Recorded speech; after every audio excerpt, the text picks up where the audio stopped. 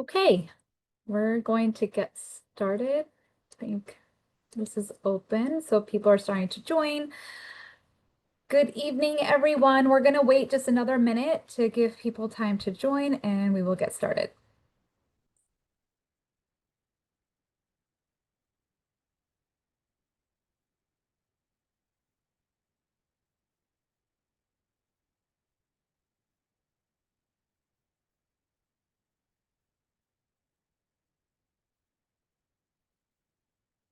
Okay, we'll get started. Hi, everybody. Welcome to the Branchburg School District's virtual forum. We are excited to spend the evening with you, sharing information about the September 16 vote and answering your questions. I am Bindu Shah, a Branchburg resident, parent, and proud member of the Board of Education. And it's my pleasure to be your moderator tonight. And thank you to all the panelists who will be sharing their expertise this evening.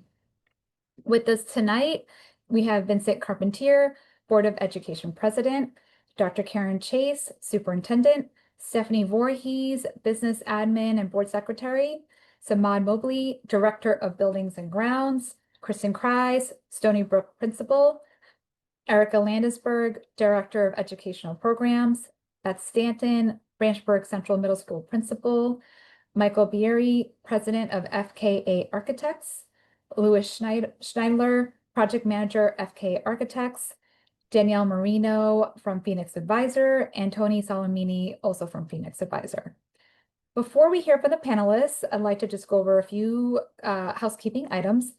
First, you're going to hear a 30 to 40-minute presentation from our panelists, leaving plenty of time for questions.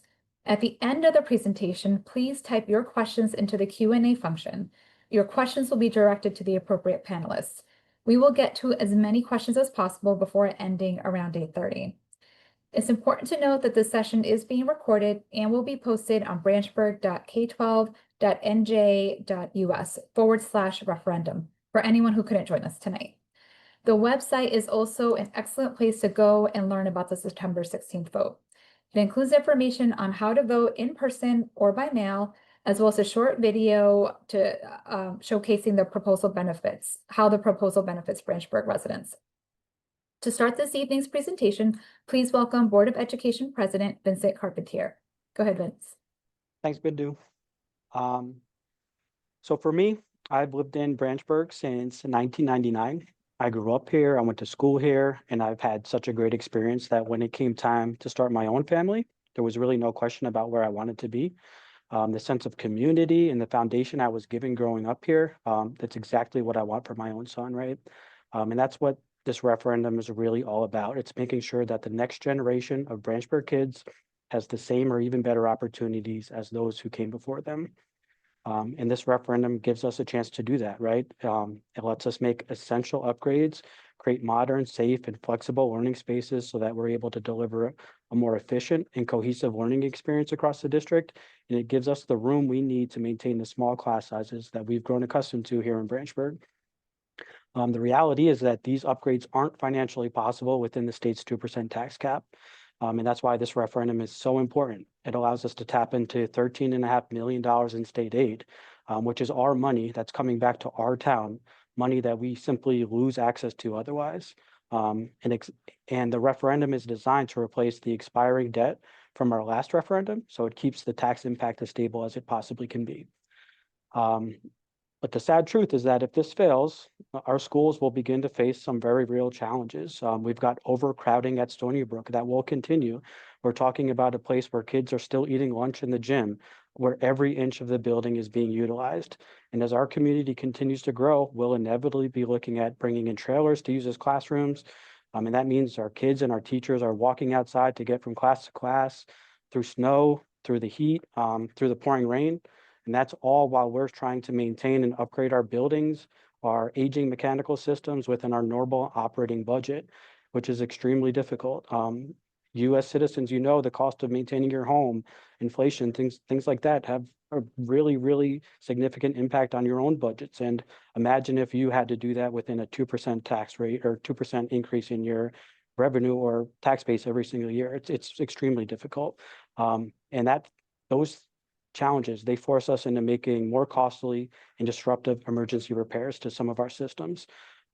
So I truly believe what you hear tonight is a responsible plan. It's a plan that's going to take into consideration both of our students and our taxpayers, and a plan that ensures that Branchburg remains the kind of community people want to be in and are proud to call home. Thank you, Bindu. Great. Thanks, Vince. And this referendum was certainly a decision that the board carefully weighed for months. So thank you for going through the impact. Next up, I'd like to introduce you all to Michael and Lewis, our district's architects. They're going to give us an overview of the projects that are on the ballot. Thank you, Bindu.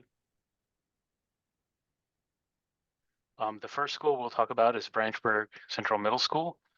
At the middle school, the scope includes replacing old mechanical units for the main gym and admin wing. These are old units that have outlived their useful life, are old and inefficient. It also includes replacing windows on certain parts of the exterior of the building that are beginning to fail. And it includes renovating the music room and 2 art rooms within the building, also converting what's now the glass lab room and 2 science labs rooms into design and technology space for the district. This project will also add air conditioning to the auxiliary gym and locker room area, and it will renovate the auxiliary gym stage and equipment in that part of the building. So these are some pictures of on the left is the existing auxiliary gym, and you can see the bleachers that need to be replaced there and the stage renovation in the background. And on the right side is a picture of the current science lab, which would be renovated into a new science lab and also a D&T space, design and technology space. And here are here's an example on the left of a recent music room that was constructed. You can see on the right the existing music room which hasn't been touched in a while.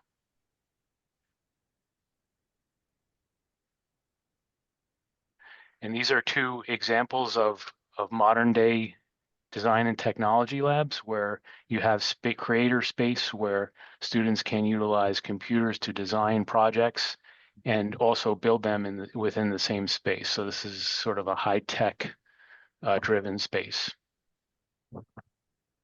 So for Stony Brook, along with some of the items that Mike has spoken about already, there's going to be replacing of aging HVAC units, again, with more efficient systems in the media center, band room, replace the roof over the kitchen area and gym area.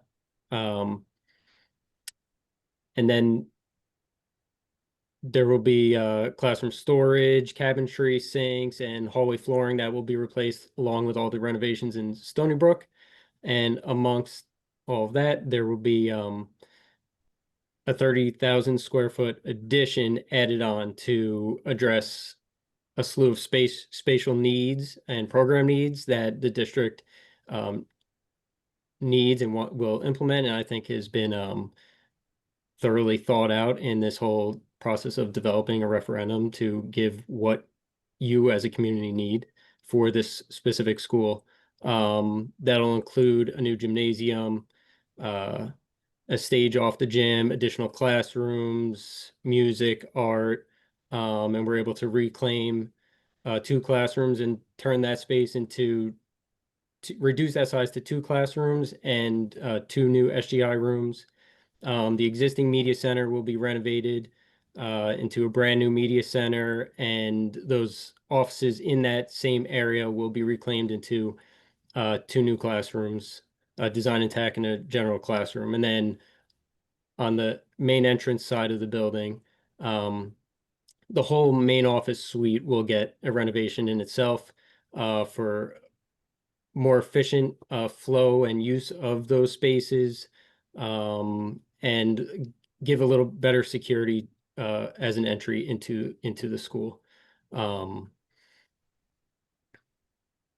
These are the current conditions of your existing media center, and a classroom divided for small group instruction. And here are just a few examples of what a new media center could potentially look like, with new finishes, new furnishings, updated lighting, and of course, brand new, up-to-date, state-of-the-art HVAC systems. At Whiten School, we'll be replacing the fire alarm systems. We'll also be replacing a couple of mechanical units for the cafeteria and the south wing. There are 2 sections of roof in this school that need to be replaced on the B wing and cafeteria. And also in this school, the existing double hung window operators need to be replaced as they're difficult to operate. Also, as a part of this scope is to replace the classroom storage and cabinetry and sinks throughout the entire building, as well as the flooring in the front of the room, at the front of the building, and also to renovate the art room and to move and replace the kindergarten playground, which right now is right up against the parking area, to move it back further into the site, and then also create an outdoor classroom space on this site. Here are some examples of the existing art room on the left and a picture of what the art room could look like on the right.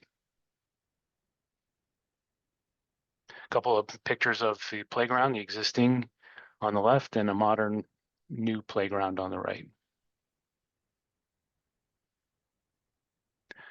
A couple of items that happen at all schools. One is to renovate the restrooms throughout the buildings.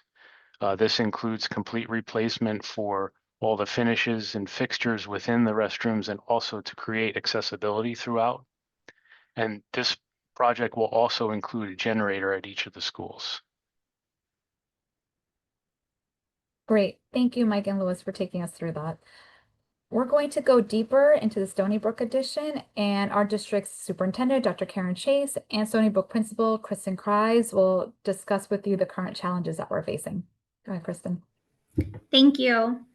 So Stony Brook is currently facing constraints in terms of spacing. As Mr. Carpentier mentioned earlier, we are utilizing every space that we can in that classroom, which does result in some shared spaces.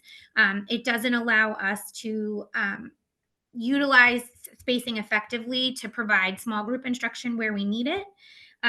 It also forces us to schedule our students' day around the cafegimatorium. So the gym, the cafeteria, and our assembly space is really all of the same place. And if anything is happening within that space, it does completely impact the rest of the schedule, which impacts our students and impacts our staff, and forces us to make decisions based on how we can best utilize that space in the current moment. As I said before, we have shared spaces where teachers are sharing one classroom for multiple purposes. And the overcrowding is affecting our spacing and where we need to provide small group instruction, such as, for example, instructional support teachers. 2 of them might share a room to provide small group instruction, which is challenging when you have 2 groups working through something at the same time. It also impacts our testing accommodations and how we provide testing and where we are able to provide testing for all of our students. And as well as only having 2 bathrooms. There's only 2 student bathrooms in the entire school for over 300 students. And sometimes a bathroom is closed or something needs to be fixed, which drops us down to 1 bathroom. So that in itself provides challenges almost daily in terms of making sure everyone has the space that they need. Thank you, Kristen. As Kristen had mentioned, this 30,000 square foot addition is going to really help address the shortage of space, but it also has other myriad benefits, which include 12 classrooms. There will be a dedicated wing for all of our specials, such as art, music, and band, which will provide students with the opportunity to have easy access to the auditorium stage, which will boost the fine and performing arts program in the school district. It also allows us to maintain class sizes that the community is used to. When you don't have the space for the students in classrooms, you have to double up in classrooms. And as Ms. Kreis has said, it's already, Stony Brook is already tight on space. We also have in this new addition an additional gym, which will also provide a stage for performance. And this is also going to be a facility that will be of use to the community through our facilities use policy and practices. And you have seen some pictures from Mike about the renovated media center. The Stony Brook's media center right now is very dated and does not allow for the collaborative type research that students are required to do in today's day and age. So having that additional media center and also a new guidance suite will enable us to service our students more appropriately. And then, as was mentioned, just building on this idea of a design and technology lab, we know that there's more technology in the lives of students than ever before, and we really want to create a space where students could do more hands-on, investigative and exploratory problem-solving, critical thinking that a space like a design and technology lab will provide. Great. And Dr. Chase, one of the questions we've received from the community throughout this informational campaign was about Old York School. Can you please elaborate on what the plans are with what the district has planned for Old York School? So currently, right now, Old York is a property that we rent out to 2 tenants. And as part of this referendum build, we actually took a close look at Old York because there is a facility sitting right in town. However, it comes down to costs. It's actually cheaper to build the addition on Stony Brook than it is to update all of Old York for many, many reasons. And Mike Bieri can go into the work that he did when he was over there because he actually toured that building several times. And I believe the cost, as the slide shows, it's actually $11 million more to renovate Old York. So Mike, could you go into a few talking points as to what you noticed when you were over at Old York as part of that investigation? Sure. So Old York, as it says here, was built in 1949. So it is an aged facility. It was built at a time where classroom sizes were different than they are now. Right now, the DOE requires what they call a facility efficiency standard for pre-K or K to be 950 square feet in area. And almost all the classrooms in that building are 600 square feet or slightly over 600 square feet. So that would mean we'd have to restructure the way the classrooms are inside the building in order to make them the appropriate size to support a modern school program. Also, the building infrastructure is old. It needs a new fire alarm, new PA, new roof, some windows and doors. The building itself is on a limited site. There's not much room between Old York Road and the building, so creating additional parking or separate vehicular and bus traffic drop-off areas is problematic for this site. And to expand the site is difficult as well because you have the hill behind it and you have properties on the right side and you have the ball fields on the other side. So there's not much room to work with on this site. And Mike was just speaking about the actual renovation of the building. There are even costs that go above and beyond that, because when you open up another site, you need to, of course, have a principal to manage that facility. By code, you have to have a custodian on site if you have a boiler in the building. You're also going to need a nurse to help service the students. And then some support staff to operate a whole other site. And one of the other things that some people might not recognize is that it would require us to have additional bus drivers and more buses because we would be adding on additional routes, which would add more costs.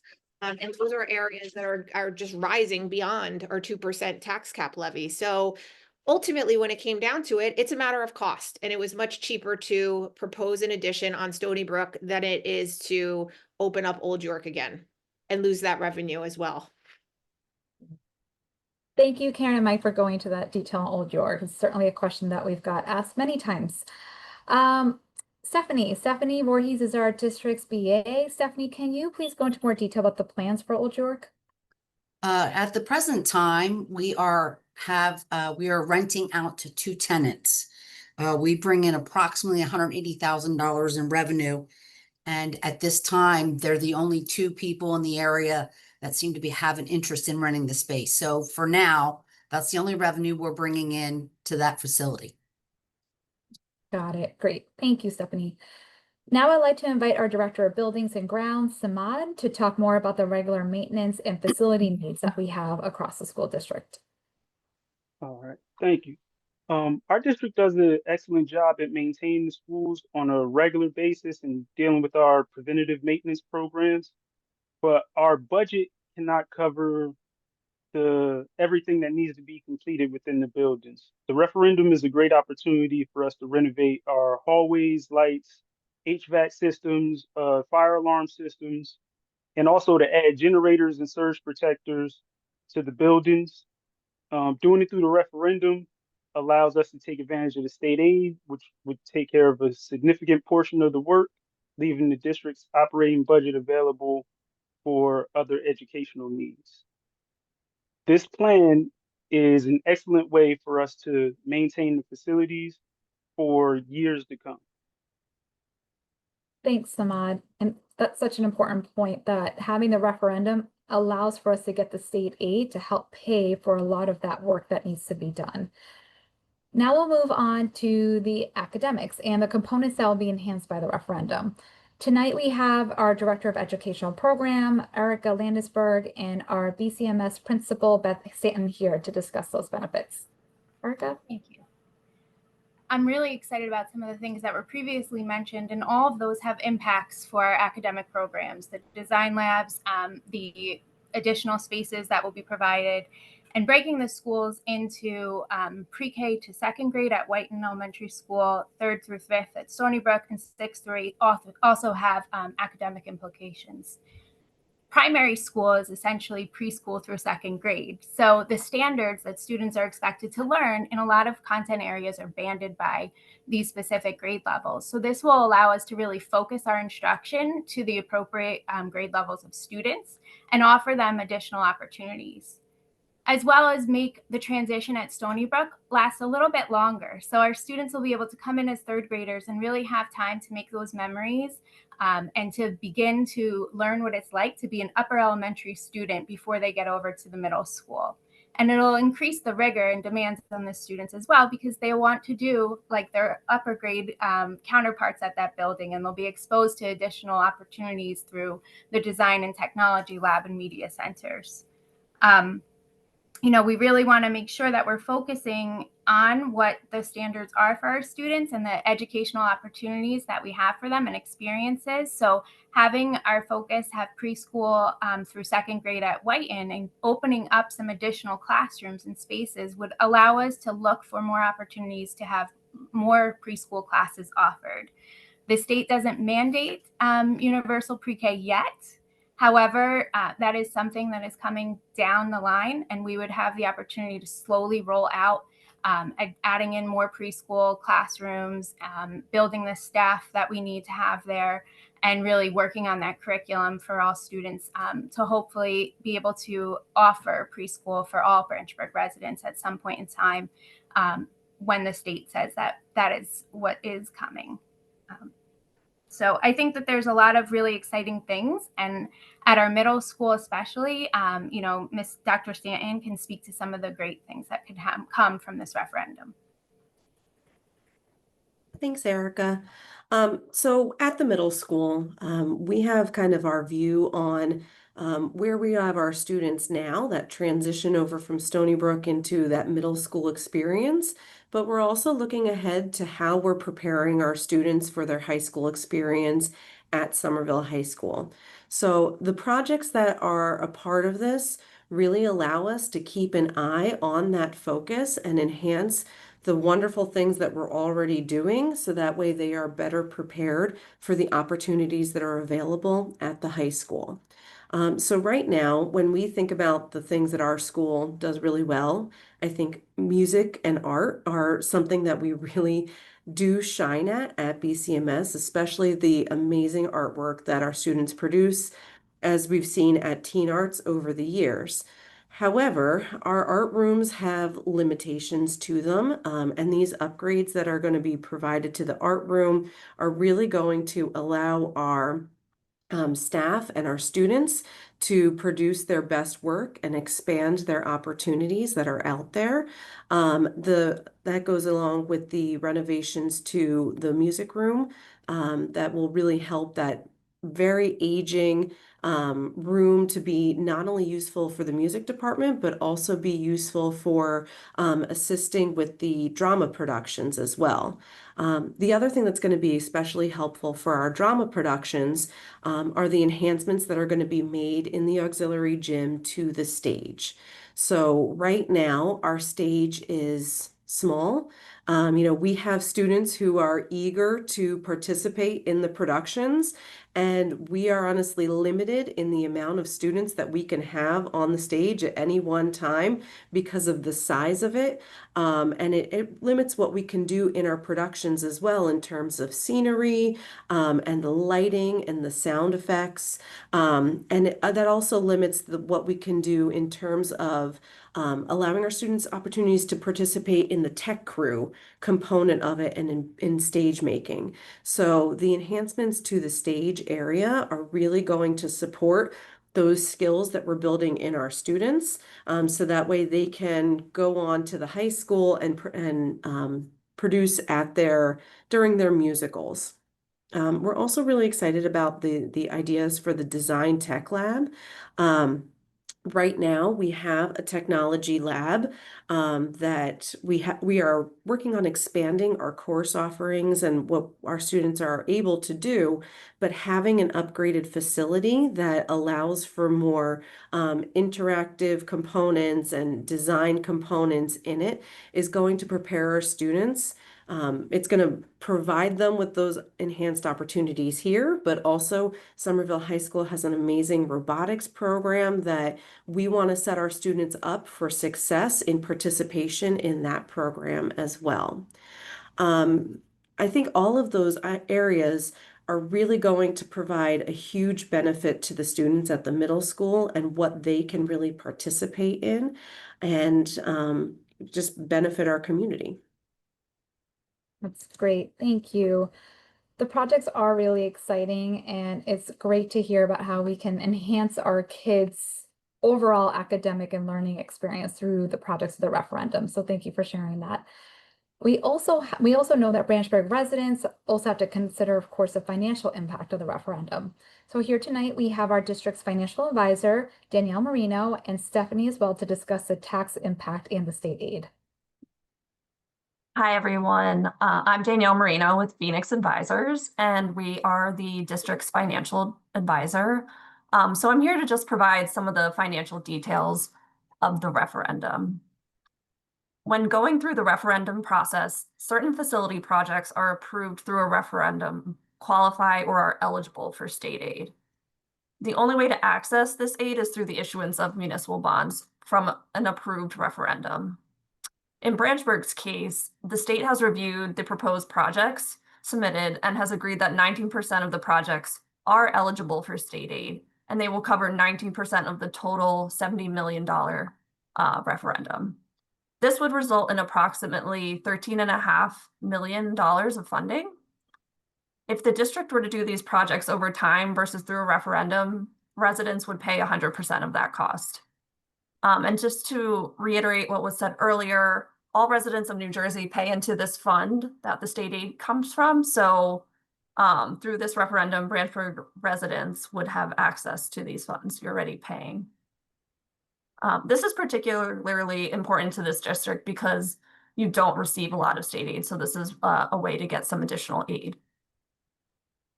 The timing of this referendum is also very important. This is because the district has some existing debt from a prior referendum that's being paid off. Therefore, there won't be any overlap between the two issuances, and that existing debt is being paid off in this current fiscal year, the 25-26 school year. The difference between the new debt and the expiring debt is referred to as a net tax increase and what residents can expect to see on their tax bill. The net tax increase will be approximately $30 a month over the expected 25-year term of the bonds. And that's for the average home assessed at Branchburg's average of $567,000. So I'll pass it over to Stephanie to get into some additional details.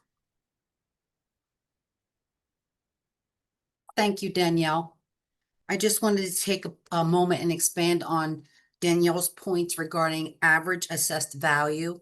Property taxes are based on a home's assessed value, which is determined by the municipality for tax purposes. The number is not the same as a market value. It's usually lower. If you want to check our website, we reference assessed values on there. Our website also includes information regarding senior tax freeze program, which allows eligible senior citizens and people with disabilities who qualify to get reimbursed for taxes. Great, thank you. Danielle touched on a really important point here about state aid, and this was a key reason that the district wanted to hold a referendum. Tony is our district's bond counsel, and he'll tell us more on this point. Great. Thanks, Bindu. Just to reiterate on what Danielle said, this is a real opportunity to bring back some tax dollars that the residents of Branchburg are already paying back to your community. Because I'm sure you've seen there's been a lot of other referendum in the state that I'm sure you've seen in the news. Those districts have gone after this state aid. So all of your tax dollars are paying for those projects. So now this is an opportunity to bring back some of those tax dollars to your community. And what's really unique about this program is the aid is based on the project itself, not on your ability to repay the project. So the economic level of your community doesn't factor into this. So, as Danielle indicated, Branchburg doesn't receive a lot of aid. So this is really a unique opportunity to bring back some aid to Branchburg to increase and enhance your school facilities. Danielle's tax impact analysis are based on conservative estimates that they put together in their role as the district's financial advisor. Ultimately, the interest rate will be determined through a competitive bond sale. We're required by law to go out and seek the best interest rate for the school district. So that's a safeguard in place to make sure that we're getting the best interest rate on the debt that's issued after the successful referendum. Another legal safeguard that's put in place is the board is not authorized to spend 1 cent more than is authorized by the voters via the referendum. So it's not like if you or I to do a home project and we decide to upgrade things, we decide to spend a little more. The board doesn't have that flexibility. The board is only allowed to do the projects that are authorized in the referendum, and the board is only authorized to spend up to the maximum amount that's authorized in via the referendum. So there's safeguards put in place through this process to make sure that the money is only spent on those projects and not 1 cent more. Thanks, Tony. The presentation portion of the evening is now over. Thank you to all of our panelists for your thoughtful explanations. So now is the time for you to submit your questions. Please use the Q&A feature on the Zoom to write your questions, and I'll direct them to the appropriate panelists for a response. Please also remember that we are recording this forum, and the recording will be added to our website, branchburg.k12.nj.us/referendum later this week. So it looks like we do have some questions coming in, so kick it off. First question, will construction take place all year round? Mike, this will go to you. Will construction take place all year round? How will construction noise be minimized so that it doesn't disrupt students? How will student safety and security be prioritized during the construction? It's a great question. So there's a lot of aspects to this referendum. So some of them include things that can only be done in the summer, like roof replacements or mechanical replacements. So those will be done during the summer where there aren't students on site. So that is clearly not an issue. However, the summer is only 10 or so weeks long. So that's not enough time to do major projects like an addition to Stony Brook. So the addition to Stony Brook, typically how this is handled is a logistics and phasing plan is included within the documents, which directs the contractor exactly where and how to put up temporary partitions, install traffic measures to direct traffic and separate it from vehicular, student and bus traffic, so that the contracting operations and student operations are kept separate during the construction process. Great, thanks, Mike. You're welcome. Vince, question for you. How would community members who do not have children's schools benefit from this referendum? I see that two benefits. So first, the strong schools in our community, they're a bedrock of our property values, right? That affects every single person, every single homeowner, if you have school-age children or not. Secondly, like a lot of the other panelists have mentioned, I feel like this is the most fiscally responsible way to handle some of the upgrades that we need to do, just because you get that state aid back. So that saves us from having to foot the bill for 100% of those costs down the road, because we're getting a percentage back from the state. Great. And with regard to even the facilities as well, right? Especially with the new gyms and the auditoriums, those are rented by community members as well. They might not have kids, but they're using those facilities as well. So they would Yes, stand to yep. benefit. Perfect. And the new gym that we would add onto Stony Brook School as well, that would provide another rental option for us to use and for the community to also access that for their own enjoyment. Great. Tony, what happens if the project costs are higher or lower than estimated?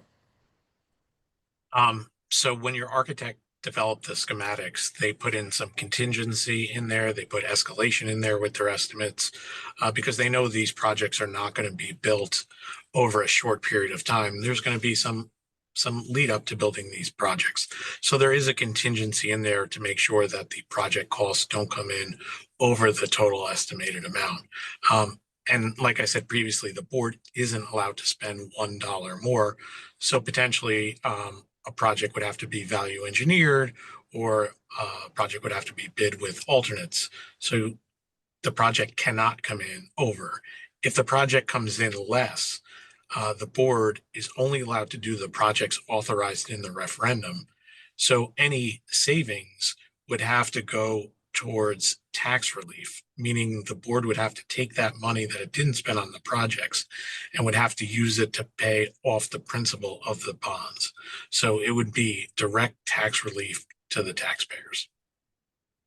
Got it. Thanks, Tony. Danielle, I have a lot of questions for you, so get ready. First off, is the 13.5 million guaranteed from the state? Yes, so those funds are guaranteed because the district, along with the architects, submitted the projects to the state, which were then approved prior to allowing the referendum question to be written for this upcoming vote. Got it. So we can count on it, basically. Yes. Awesome. Another question for you, Danielle. We received a question on the length of the bond. Can you repeat for us the length of the bond? Sure. And I just want to add a little additional information to that. So it's going to be a 25-year term. And that's important because the residents that will benefit from these projects over the next 25 years will pay for these projects. So if you're no longer a resident, you won't pay towards it, versus if the school district had to do this through their annual budget, you would pay 100% for a project that will be utilized for many years to come. Got it. Great. Thank you. Mike, a few questions for you. With the HVAC replacement, what is being done for testing indoor air quality since there's so many devices that exist today? Yeah, so indoor air quality would be part of the mechanical project. The new units are more efficient and do have included with them enhanced measures of filtration for the operation of the unit. So the units that we'll be replacing with new are far superior to what exists now. Got it. Another question for you. Will all 3 schools be under construction at the same time? So in overall, a detailed schedule would be worked out to when the referendum passes. However, what I can say is the way that, because there's specific project areas like roofs and windows and HVAC projects, there will probably be summers where multiple projects happen in all three schools at one time. Great. Mike, this one's for you or Stephanie. Did the district recently spend money on a new HVAC system?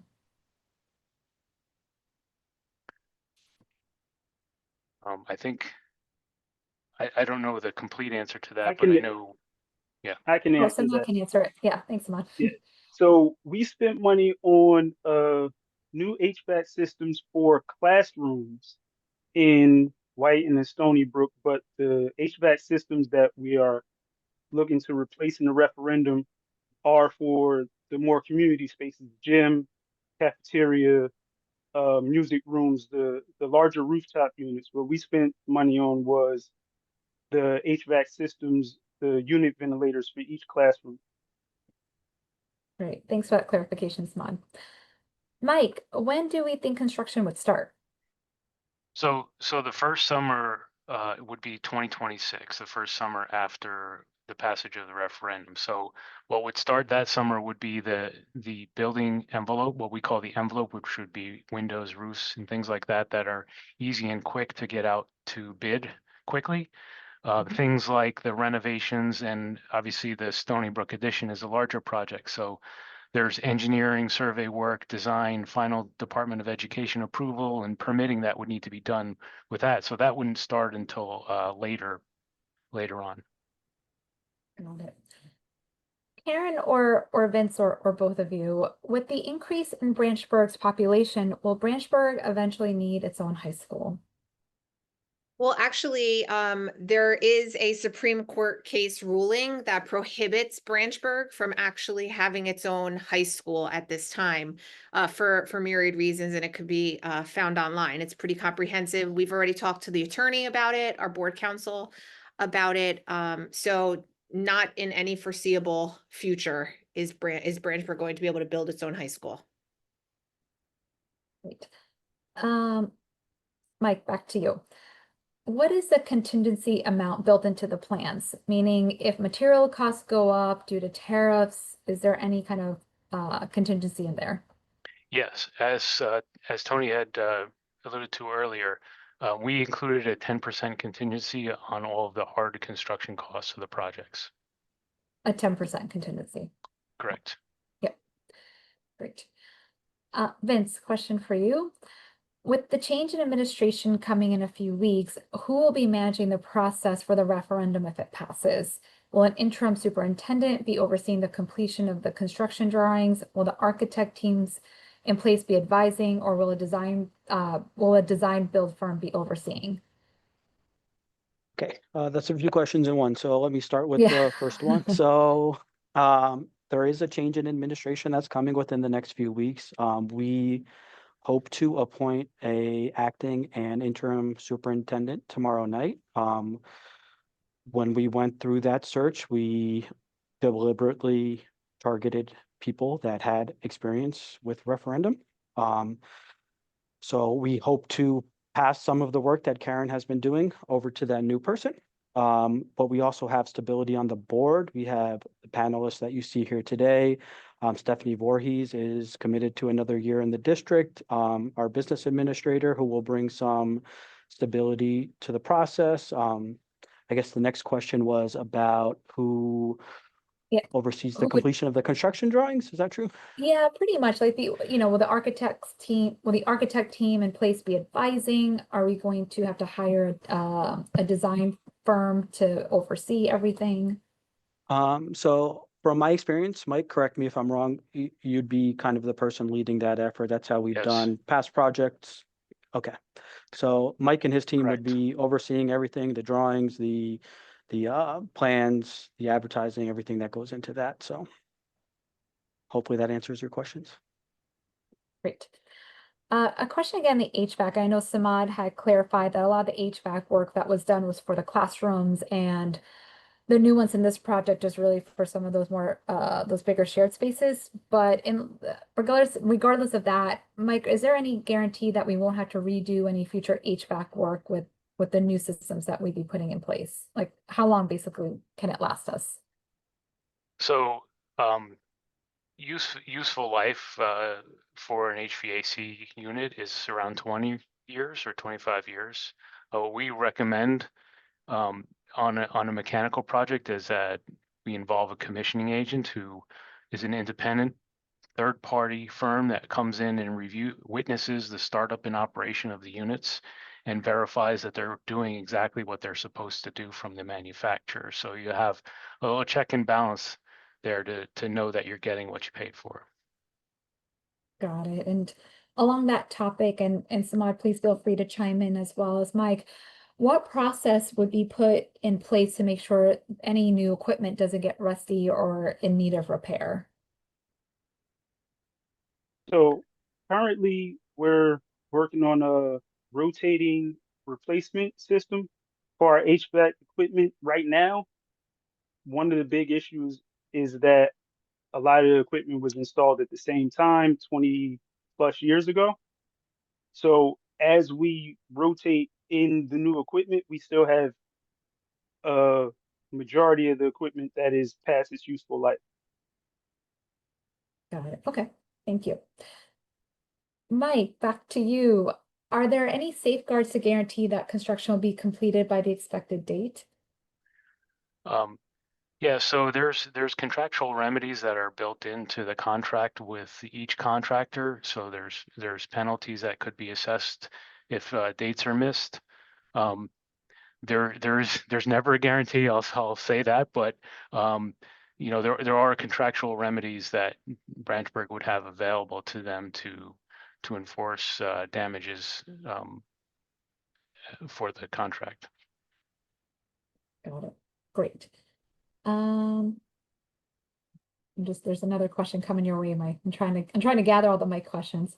Are the architectural and engineering fees also paid through the referendum? Yes. Great. Vince, back to you.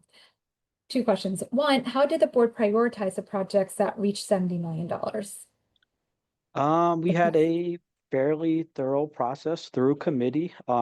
We included key stakeholders like the administration from the buildings, some of our directors, you know, Karen and Stephanie were all included in those discussions. And I think obviously the biggest priority was the space issue, especially at Stony Brook. Like, how do we continue to operate our schools in a manner that the community has grown accustomed to, while we face these enrollment increases and other obstacles that are facing the district. So I think that was our catalyst. And as we ventured into that, we realized like there's things like roofs, and those aren't thousands of dollars. Those are millions of dollars that we need to, you know, allot from our operating budget to take care of. And it's just, I feel like the way that we are continuing, even though we are prudent and we are thoughtful about the way that we spend money within a 2% tax levy, it is impractical and kind of unsustainable to continue to do that through our operating budget. I don't know, Karen, if anybody else has any other information about how we prioritize some of the educational benefits that we're going to see. I know Jen Anderson was a big part of those discussions, and they had some kind of behind the door discussions about the things that they wanted to see from a curriculum and instruction avenue. So I don't know, Karen, if you want to chime in all from that aspect. The only thing I want to say is add to that is, you know, Jen and I, in part of discussing what was educationally appropriate and included in this referendum is we heard a lot from our community. Our community has been very vocal about how important the performing arts are. They've also been vocal about wanting to get students ready for today's world and the world in which they will go to, which is where the design and tech comes from. So it was a really being responsive to what our community has asked. And in addition to the prioritization, since we have this ability to secure state aid, we wanted to put in, because some of these projects, when we don't get ahead of them, much like when, you know, you don't repair your hot water heater at home and then it explodes, you have no time to shop around. You're at the mercy of immediacy. So we included projects that would be eligible for the state aid and that were causing us situations where repairing them was actually costing more long-term than it was to fix it and get ahead and get the rebate. Great, Uh, thank so, you. so Bindu, can I take a step Yep, back to yep, you please. on Yep. that professional fees question? Mike's absolutely right. All the professional fees are wrapped up in the referendum, but the added benefit to that is the debt service aid also goes towards that as well. So any portion of those fees that's attributable to the eligible cost of that project, those professional fees are technically getting state aid as well. So again, it's cheaper to pay an architect this way, to pay your bond counsel, to pay your financial advisor, because you're not paying the full price. You're paying a prorated cost because you get the aid attributable to those costs as well. Great, thank you for adding that detail. Appreciate it, Tony. Vince or Stephanie, will Somerville High School or Somerville District recently just passed their referendum. Do we anticipate seeing any tax increase from that? Stephanie, I can give my answer. You can correct me because I'll probably be incorrect, but I think we see that through our tuition rates at Somerville. Correct. Is that correct? Yeah, okay. So we get charged tuition for every student that we send to Somerville, and that rate that we get charged will inevitably increase, as it always does every year, probably at a bit higher of rate because of their past referendum and the projects that they are going to undertake. Karen or Vince, we talked about the high school and the Supreme Court case. Do we think, or can the New Jersey Supreme Court ruling regarding us building a high school, can that be revisited as the township population changes? Do we think it could be revisited? Well, Vince, do you want me to just chime in? Do you have anything to Yes, add? please. Okay, so we actually talked to our attorney about this, and he gave one of the committees an update, a finance and facilities committee, an update at looking at this. One of the other challenges became, even if we were able, which our attorney is saying that there are certain benchmarks that we would have to hit that would be difficult to prove, especially with some of the things going on in the state. Even if we were able to build our own high school, we wouldn't have the ability to even build it because we wouldn't have the money. And also the property that the board purchased on Harlan School property many, many years ago, a large portion of that property has a protected species on it, so we can't even build on there. So, you know, we worked with our attorney to see if it was something we could explore. Likelihood of it, probably not, but it comes up to a judge. But even if we were granted the permission, it would cost us many, many millions of dollars that we just don't even have to build on there. And the property, again, has a species on it. I also believe that our bond counsel has informed us we do not have enough debt capacity for a new building, which would cost, I'm going to guess $50+ million. Correct, Tony? Yeah, your borrowing capacity, you don't have a sufficient borrowing capacity to build a school of that nature. And I think, I mean, I'm not an architect, but it would be millions and millions of dollars.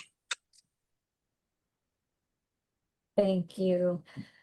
Danielle, going back to you, a few questions for you.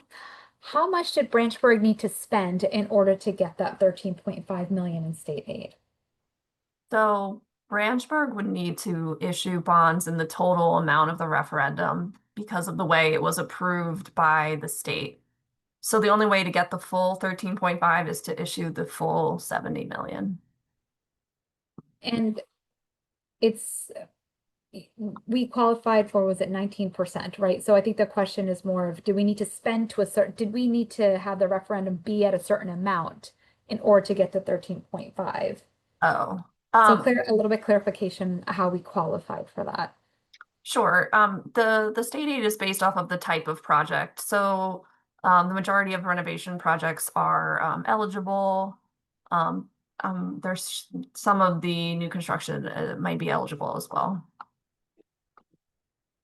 But the way that we were able to unlock the 13.5 is because a lot of the capital improvements, right, to the existing structure. So that's how we qualified for the 13.5. And it's a percentage, right? 19% or so? Right. 19% has been determined by the state to be eligible for debt service aid because the types of projects that were submitted are considered educationally beneficial to the students. Mike, if I may chime in, I thought it was 90% of eligible costs, and eligible costs are based on safety, health and safety for students, correct? Yes, the renovation work in particular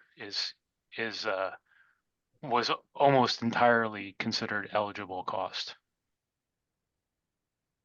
I also wanted to add, if I may, Bindu, for one quick minute, it's important for everyone to understand that all of this process from the very beginning, where we applied to the state for the aid, including the referendum, even if we were not asking for aid, goes through a very rigorous process at this Department of Education, where they evaluate the entire proposal, the entire project, including drawings.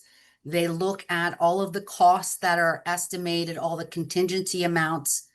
It is quite a rigorous process. It goes through several levels of approval at the state level. And once we get, if and when the referendum passes, we then will continue to work with the state at every level where I would request they would be involved in the approvals and moving us forward, of course, all the way down to the local capacity where we'd have permits and so on and so forth through the local town. Great. Thank you for explaining that to detail, Stephanie.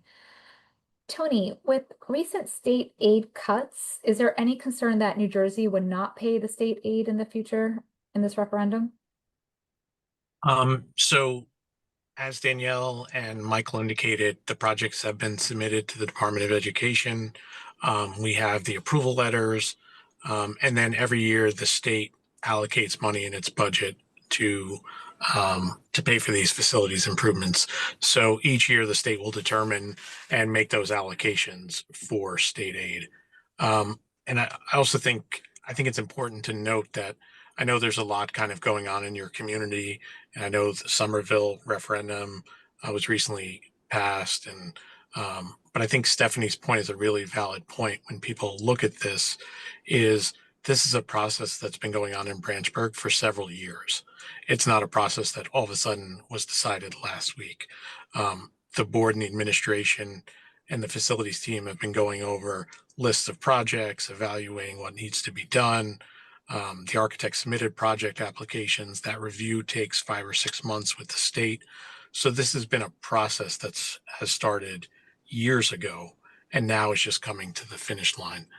So I think that's just important to note when everybody kind of looks at the timing of the referendum as well. We could even step back even further, long before my arrival, where Branchburg has continually been very prudent in the way that they use their unspent funds at the end of a budget cycle, where they would put it into something called a capital reserve, which is almost similar to, like, if you were to have your home budget, you would put money into a savings account where you could then do home improvements. The same thing happens in a school district. With any excess funds, you can put it into a capital reserve.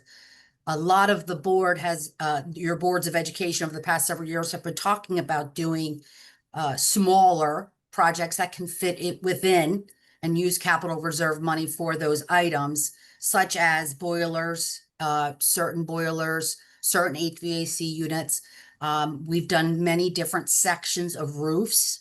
They have been very prudent in making sure that we keep our buildings safe, air quality in good condition, and that they are appropriate for kids to attend. As a matter of fact, the state also offers such things as ROD grants, and Branchburg School District has applied for several of those as well and have received them. So although we've been continuing for many years in doing some of these projects, I go back to the beginning of the presentation where we talked about there's no way we could have done as much. And there's too much. We have 3 schools. So we have been piecemealing it, if you will, with our efforts, our funding, and the ROD grants. However, it's just not enough to do the amount of work at this point that's needed on all 3 schools. And even if the board, even if the board was extremely conservative and was able to do $1 million worth of projects a year, they'd be able to finish this scope of work in 70 years, assuming there was no increase in project cost. Good So it's point, Karen. Thank you. yeah, it's obviously not, a useful model within the board's 2% local tax levy cap. The only way to do these projects is to borrow the money and to attack the projects at one time. And that's why you've seen referendum throughout the state. It's because every school district is in the same situation. All right, thank you. And Stephanie, going back to the capital reserve, is there a capital reserve study on the schools? It's not called a capital reserve study. It's actually a reserve fund. And there's a maximum amount that we're allowed to hold in it. And I don't have an extensive history here at Branchburg, but I do know in the last several years, many board members through our Finance and Facilities Committee, as well as our principals, have expressed need and concern. And obviously, Mr. Mobley has been very prudent in his efforts to make sure that every year we do a certain amount of projects to make sure that we are operating appropriately and safely for our students. There is a maximum amount, and the maximum amount is based on our long-range facility plan, because like I shared before, the Department of Ed has a very rigorous process. Public schools are under scrutiny from the State Department for every facet of what we do here, and facilities is one for sure. We have a 5-year long-run facilities project that is mandated. So we have to make sure that the state is aware of our needs, and then your capital reserve cannot exceed the amount in that long-range facility plan. Great, thank you. Next question, Karen, Mike, how many students are currently in the schools, and how many students can the new addition at Stony Brook accommodate? So every day that number changes because we get new enrollees, and we're keeping track on it. We had over 1,400. I haven't taken account as of today. But with the reconfiguration, we would be moving the 3rd grade up to Stony Brook. So they would be able to accommodate an entire section. And then we would have some classrooms that, again, we would be looking to expand preschool. As far as how many students that would be, it's very difficult to project that out right now because of the, families move in day to day, families move out. But again, the whole referendum, the part about Stony Brook is to create space, because right now, even with the number of students we have in the district at this moment, we're not having the kind of space that we need to deliver the kind of program that the community is used to having for their children. Kristen, do you have anything to add to that?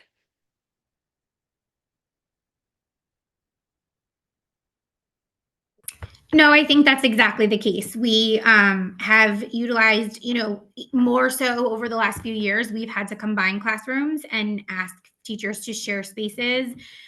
Even such thing as like special areas also housing another teacher in the background, because we just simply don't have enough classrooms for every learning space that is needed.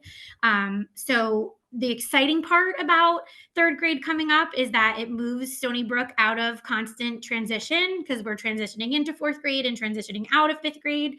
But that does, the new addition allows us to comfortably fit those three grade levels within the school in the type of environment that we're used to.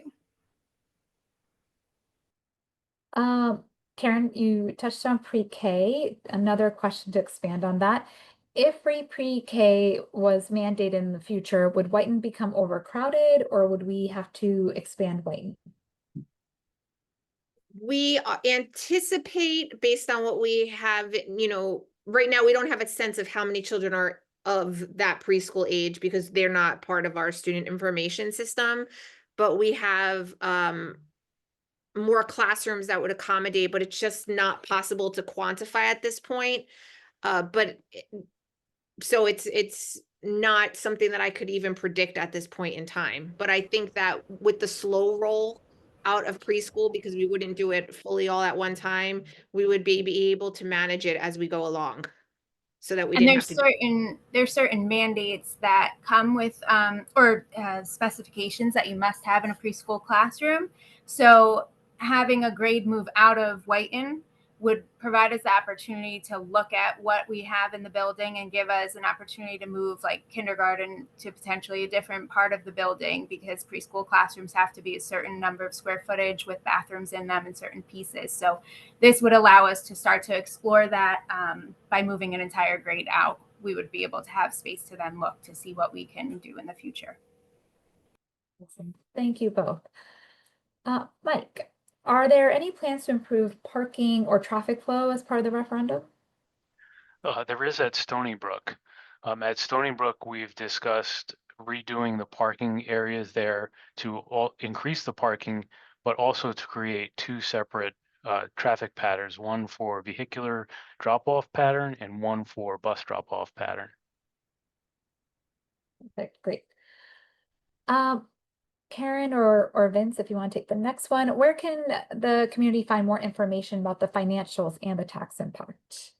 I can answer that one if you want. So Sure. if you go to the district website, you'll get a nice little pop-up that will direct you to the website that we have created that is referendum specific. So within that, there are different pages. So we have specific pages about the projects, about the finance. So if you go to that finance page, there will be kind of, what we've outlined as what we feel is important. And if you have any questions outside of that, I would just email the email address and we can try to get you a better answer. Great, thanks. I can add to that as well, Bindu. I'm not quite sure if the question expanded upon our annual financial statements. Every month, the board approves our board secretary's report and treasurer's report. That's one way the public can see what our finances look like monthly. In addition, again, under the rigorous watching of the State Department, we have what is called a comprehensive annual maintenance, or excuse me, yes, a comprehensive annual financial report that is required by law. It's called the audit. And I believe our audits are posted on the website under the business office section as well, where the public can see what our overall annual finances look like. And if I may add, there's a part of this question that I think also speaks to the township's finances. We don't oversee the township's finances, but there's a letter that's mailed with your tax bill that shows you the breakdown of the percentage that goes to the school district as opposed, and I believe if you look at that, you're going to see that we actually got a smaller percent from the overall township, but we can only control the budget for the school district. Okay. Stephanie, I'm going to go back on capital reserves with you. Will the capital reserve that we have still be used for routine maintenance on these upgrades? Capital reserve is typically for capital projects. That is different than routine maintenance. Routine maintenance is handled through the budget. Larger projects go through capital reserve. Will they continue to be? I would think yes. I think that there's always work to be done on our facilities, no different than your own homes. Every year we come up with something new. This referendum is 70 million.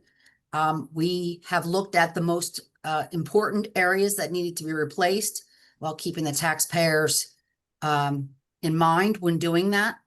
And we could have, any school can easily go for much larger referendums to get everything new. But then again, as Samad had noted, in every year you do things all at once, but then after so many years, it all starts to fail. But we haven't done everything all at once. If we do this set of items, I would suspect in 10 to 15 years, there's also going to be a need to continue to do more projects to replace anything that starts to have normal wear and tear, as well as issues moving forward. Got it. Great. Thanks, Stephanie. Mike, if you could answer this, or Vince, if you want to chime in. Dr. Beth Stanton talked a lot about STEM and performing arts, which is awesome to see. Do we have a breakdown of the percentage of the work that's going towards STEM related upgrades versus versus the creative and the performing arts? We have not broken it down in that way. I guess we could do that and transmit that information to you at some point later. Great. Okay. are there, just waiting to see if there's any additional questions. We went through many. So we'll give it another minute or so.